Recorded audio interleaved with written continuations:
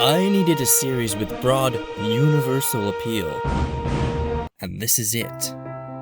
Most people aren't grand champions in Rocket League, but they want to be.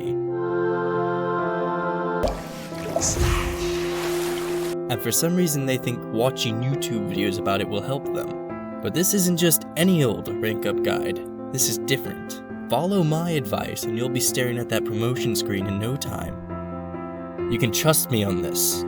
Okay, technically I'm not a grand champ yet, but I've seen one before. They sucked.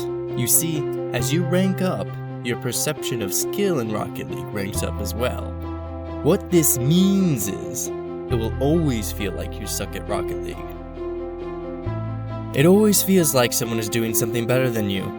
Like this guy. It's usually this guy. Improving at pretty much anything, especially Rocket League, is a journey that both begins and ends with a feeling of incompetence. How do I know this? Well, this guy you've been watching the last couple of minutes, who just owned gold in overtime of Game 5, is actually K-Dop, pro Rocket League player for Renault Vitality, and 3-time world champion. He sucks at Rocket League too, just nowhere near as much as you do. So how do I get you to feel like you suck a little bit less? I'm not going to say something like, use these strategies to get out of gold, or learn this mechanic and you'll be champ, because really, it's not as simple as that. Any combination of mechanics and game sense, if honed properly, can get you to grand champ. So what I'm going to do is go over the most important things that have helped me rank up, and hopefully explain them well enough to get them into your thick skull. I'm doing this out of the goodness of my heart. For every time you felt like you weren't good enough, for every time you got called out in chat, for every time you missed a shot you've practiced 1,000 times in free play. But mostly, I'm doing it for money.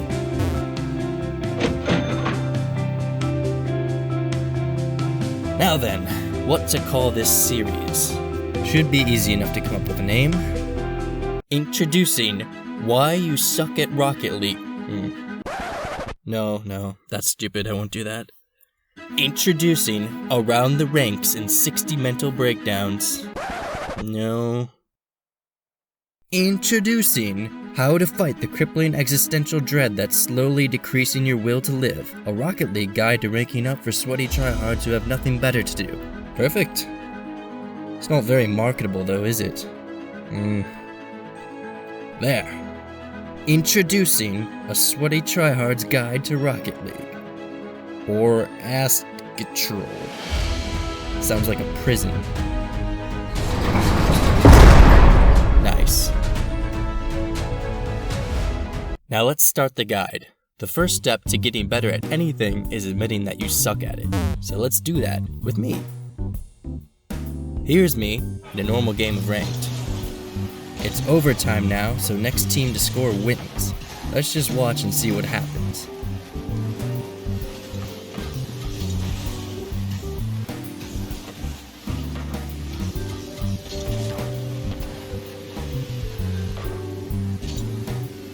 If you thought I did nothing wrong in the last 20 seconds, it's probably because you suck. Don't worry, I'm here to help you by making fun of me. So what went wrong? Let's take a deeper look at my mistake.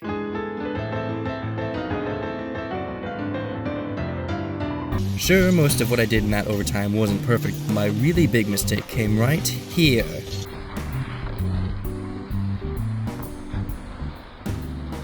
Basically, I passed it straight to the other team. Although bouncing the ball off the sidewall can be a very good play, it's not when you're bouncing it right in the sweet spot of the other team's power clear zone. It might have been okay if I had known a teammate was going to be ready to follow it up, but it didn't. I was just flailing around hitting the ball as hard as I could, like usual. Probably should have just taken possession instead. Still, this wasn't just my fault. It goes deeper than that. For instance, what was my teammate Dre doing?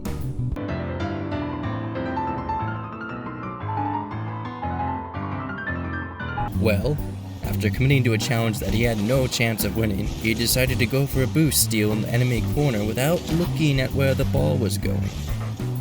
This added seconds to the amount of time it would take him to get back on defense, seconds that we couldn't afford to spare. Now let's check out what our other teammate was up to.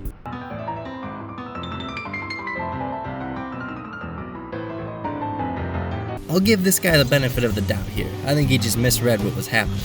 But he's still a massive idiot. Look, when you're third man, especially in overtime, you do not go for the ball unless you are absolutely sure you can get that first. If you're not sure and you hesitate, you're going to get scored on. If you see or hear someone else going for it, you're probably too late already and you should just move on. It's also important to consider that if the ball is moving away from you, it will take longer for you to get there, and you'll be embarrassed. So now you can see why my team sucked. But we're not done with this game yet. What if I told you the other teams suck too? Well, they do, obviously. I already told you that everyone sucks at this game. Let's watch this guy in the Dominus.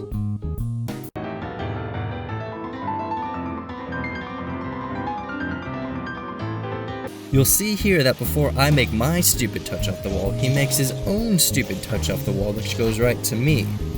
So what we have here is a sort of chain reaction of idiocy. But the real architect of this play is actually Soccer Dude 25.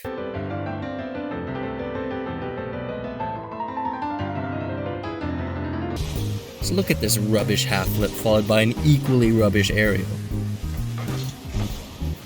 This miss is actually diabolical genius. It's genius because his opponents don't know he sucks at Rocket League. They have to believe he'll hit the ball, and if he did hit it, our third man would probably be in a great spot to intercept. On the other hand, Soccer Dude 25's teammate knows he's a sack of garbage, and counts on him missing. So he's ready to hit the ball immediately. In other words, they won because they sucked.